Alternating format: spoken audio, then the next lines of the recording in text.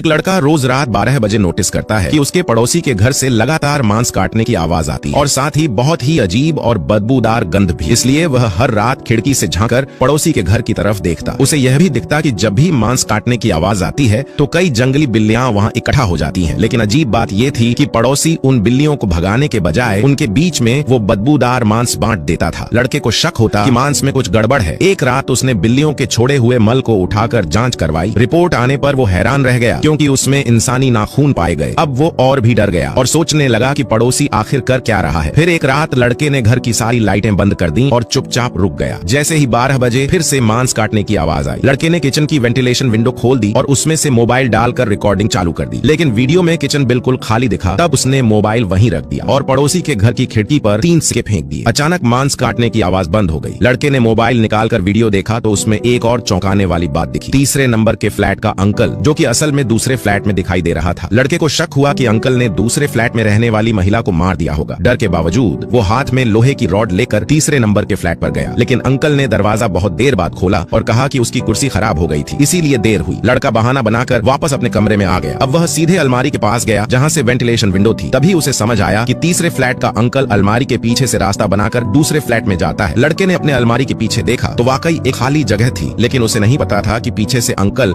अब उसे मारने की तैयारी कर चुका है। लड़का समझदार था, उसने तुरंत रुकने का फैसला लिया। अगली सुबह लड़के ने ध्यान रखा कि अंकल कब कचरा फेंकने जाता है और फिर जाकर उसका कचरा चेक किया, लेकिन कुछ नहीं मिला। तब उसने खुद अलमारी के पीछे से दूसरे फ्लैट में घुसने की सोची। वह अंदर गया और हर चीज को ध्यान से देखने लगा। तभी वहां दूसरी फ्लैट वाली महिला सामने आ गई और उसके पीछे से अंकल भी आ गया। अब सच्चाई सामने आई। अंकल ने बताया कि कुछ महीने पहले एक बदमाश महिला के घर में घुस आया था। अंकल ने बचाने की कोशिश की, लेकिन गलती से महिला के मर चुके पति की अस्थियां गिर गईं। महिला ने डर के मारे चाकू से बदमाश को मार डाला। तब अंकल ने उस गुनाह को खुद पर ले लिया और हर रात बदमाश के शरीर के टुकड़े काटकर बिल्लियों को खिलाता ताकि किसी को पता